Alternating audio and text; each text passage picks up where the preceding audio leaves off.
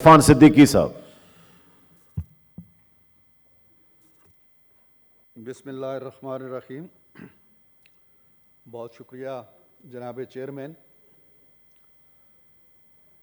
मैं एक और मौजू पे बात करना चाहता हूँ और वो करूँगा, लेकिन मेरे बहुत ही मोहतरम दोस्त और अज़ीज़ और आमरीयत के ख़िलाफ़ लड़ने वाले एक जांबाज मुजाहिद के फ़र्जंद ने मेरी उम्र का भी हवाला दिया है और मुझे शर्म दिलाने की भी कोशिश की है।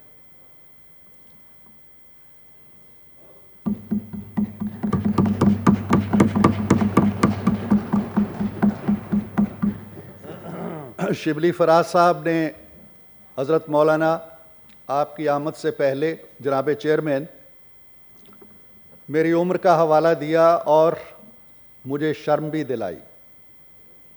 बहुत शुक्रिया। मुझे फ़ख्र है कि मैं उन वालदैन से ताल्लुक़ रखता हूँ और उन वालदैन का बेटा हूँ और उस ख़ानदान से मेरा रिश्ता है जिसको शर्म व हया का हमेशा बड़ा पास रहा है। मेरी आँखों में उस वक्त भी शर्म थी जब मैं इस उम्र को नहीं पहुँचा था और शिबली फराज जैसा था। मेरा ख़्याल ये है कि हम बहुत महज़्ज़ब अल्फाज में बात कर सकते हैं। मैं उन अल्फाज में अपने अज़ीज़ को जवाब नहीं देना चाहता और ये शर्म व हया का जो सबक है और जो दर्स है, मेरा ख़्याल है कि हम एक दूसरे को ना दें। हमारे एक दूसरे के किरदार को हम सब जानते हैं, एक दूसरे के अमल को हम सब जानते हैं। मुझे मालूम है कि इनके दौर में इंसानी अक़दार की कितनी पजीराई होती थी। मैं जानता हूँ कि इंसानी हकूक़ किस तरह पामाल होते थे। मैं ख़ुद उन इंसानी हकूक़ की पासदारी की एक अलामत रहा हूँ। मैं जानता हूँ कि किस तरह किसी के अफ़ीम डलती थी, किसी पे चर्च डलती थी और वो महीनों और बरसों जेलों में पड़े रहते थे। उस वक्त कोई इंसानी हकूक़ का किसी को ख्याल नहीं आता था, कोई आवाज़ नहीं उठती थी, किसी आँख में शर्म अंगड़ाई नहीं लेता था, किसी दिल के अंदर कोई दर्द पैदा नहीं होता था, कोई इंसानी हकूक़ की दुहाई नहीं दी जाती थी। सो आज इसी खातिर तो कत्ले आशिकां से मना करते थे। अकेले फिर रहे हो यूसुफ़े बेकारवां होकर। तो हम यही कहते थे कि मत करो, ये वो फसल है जो बोओगे तो काटी जाएगी और जब काटना पड़ेगी तो फिर रोना पड़ेगा।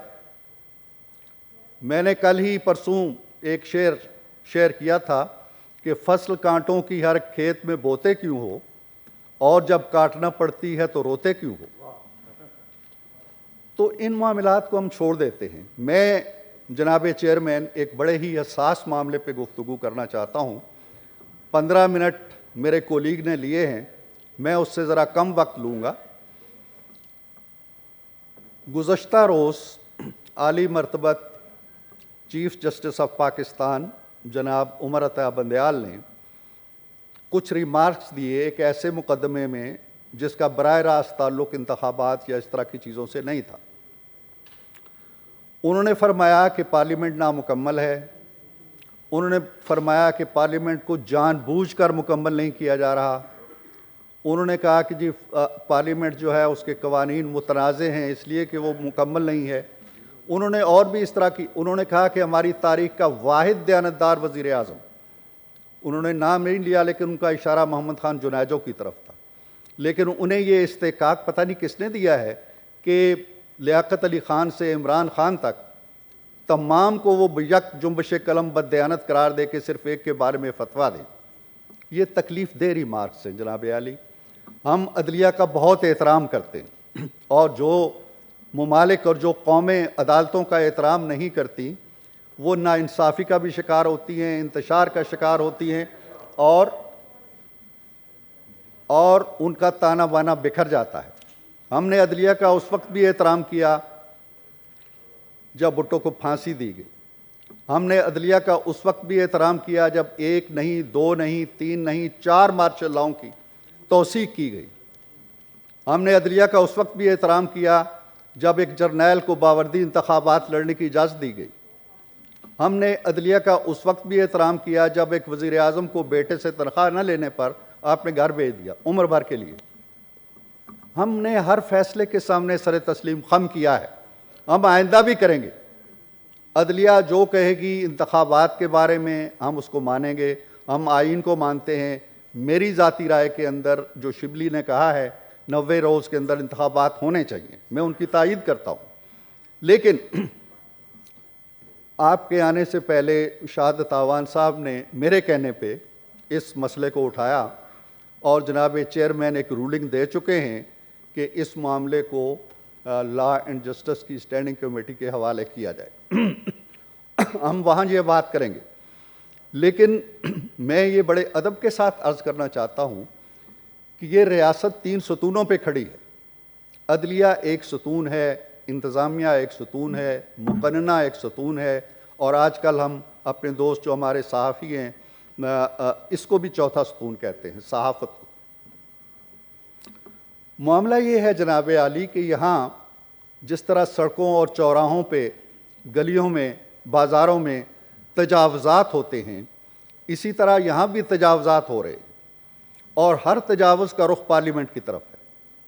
कोई ताकत के और बंदूक के ज़ोर पर पार्लियामेंट को दबोच लेता है, इसकी ज़िंदगी ख़त्म कर देता है, इसको कत्ल कर देता है, इसके कायदे ऐवान को घर भेज देता है। अदालत उज़्मा और अदलिया उसका एक दायरा कार है। हमने देखा है जब हमने अदलिया की तहरीक में हिस्सा लिया इफ्तिखार मोहम्मद चौधरी की बहाली के लिए और जजों की बहाली के लिए, उसके बाद से एक्टिविज़म का एक ऐसा अंदाज शुरू हो गया है कि तजावज़ात हमारे यहाँ भी आ गए। हमारी आईनी तरमीमें भी चैलेंज हो जाती हैं, हमारे बनाए हुए कानून भी चैलेंज हो जाते हैं। आजकल भी एक कानून जो है नैब का वो ज़ेर बहस है, ठीक है, लेकिन वहाँ पे जज साहिबान जब गौर व फिक्र करते हैं तो उन्हें ये तो सोचना चाहिए कि इस पे पार्लियामेंट के कुछ 400-500 अरकान भी गौर व फिक्र कर चुके हैं और उसके बाद ये आया है। हम उनके इख्तियारात में सर कोई मदाखलत नहीं चाहते, हम उनके फ़ैसलों के सामने सर झुकाएंगे। वो फ़ैसला चाहे हमें कितना ही बुरा लगे, कितना ही नागवार लगे, कितना ही नारवा हो, लेकिन खुदा के लिए आए रोज़ चाबुक लेकर इस पार्लियामेंट के पुश्त पे ना मारें। ये रिमार्क्स क्या हैं कि हमारी तारीख में सिर्फ एक वज़ीर आज़म दयानतदार था। अगर इस तरह के रिमार्क्स हम जजों के बारे में दें और कहें कि हमारी पूरी तारीख में एक ही चीफ जस्टिस दयानतदार था, क्या वो काबिल कबूल होगा? क्या वो काबिल कबूल होगा? ये कैसे कह दिया है उन्होंने कि पार्लियामेंट मुतनाज़ हो गई है? क्यों मुतनाज़ हो गई है? पार्लियामेंट अक्सरियत का नाम है। कौमी असम्बली में आज भी अक्सरियत बैठी हुई है, अक्सरियत कानून बनाती है। यहाँ पूरा सेनेट मौजूद है, सेनेट अक्सरियत से कानून बनाती है। तो ऐसी बातें जो हमारी तौकीर पे हमला है, हमारी तकरीम पे हमला है, हमारी पार्लियामेंट की सॉवरेनिटी पे हमला है, पार्लियामेंट के वकार पे हमला है, पार्लियामेंट की इज्जत पे हमला है, पार्लियामेंट के नाम पे हमला है, ऐसी चीज़ें ना करें। हम अदब से, एहतराम से, बड़ी आजिज़ी के साथ, बड़ी इनकसारी के साथ, ना वो अवाम के नुमाइंदे हैं, ना अफवाज पाकिस्तान अवाम की नुमाइंदी है, ये हाउस अवाम का नुमाइंदा है। अवाम के नुमाइंदे को इस तरह से तज़हीक के साथ बर्ताव ना करें। अवाम के नुमाइंदे को अपना काम करने दें। वो कानून बनाते हैं, कानून में आपको सुकम नज़र आता है, आप आइन के मुनाफी ख्याल करते हैं। आप पहले भी कानून ख़त्म कर चुके हैं, आइंदा भी कर दीजिए, हम नहीं रोक सकते आपको। आज तक बताइए कि किसी अदालती फ़ैसले को किसी वज़ीर आज़म ने या किसी सदर ने या किसी पार्लिमान ने उसके रास्ते में रुकावट डाली हो? हम नहीं डालते। लेकिन क्या आपने सोचा है कि आप मार्शल लॉ की तौसीक कैसे कर देते? क्या मार्शल लॉ के दौर में आप इस तरह के रिमार्क्स देते हैं? क्या मार्शल लॉ के दौर में आप कहते हैं जी कि ये एडमिनिस्ट्रेटर जो बैठा हुआ है चीफ एग्जीक्यूटिव बन के, उसको तो आप कहते हैं वर्दी समेत तुम इलेक्शन लड़ सकते हो? प्राइम मिनिस्टर कत्ल हो जाता है और बाद में कहते हैं जी ये हमसे गलती होगी, हम पे दबाव था। ये तारीख है, तारीख को अपने सामने रखें। हम आपका बहुत एहतराम करते हैं, हम जानते हैं कि आपका एहतराम करेंगे तो मुआशरा कायम रहेगा, हम जानते हैं कि आपका एहतराम करेंगे तो कानून और इंसाफ की फरमारवाई होगी, हम जानते हैं कि आपका एहतराम करेंगे तो इस ऐवान का भी एहतराम होगा, हम जानते हैं कि आपका एहतराम करेंगे तो अवाम के हकूक़ की निगहबानी होगी। आप भी कुछ जान जाइए कि ये हाउस भी एक नाम रखता है, एक मकाम रखता है, एक वक़ार रखता है।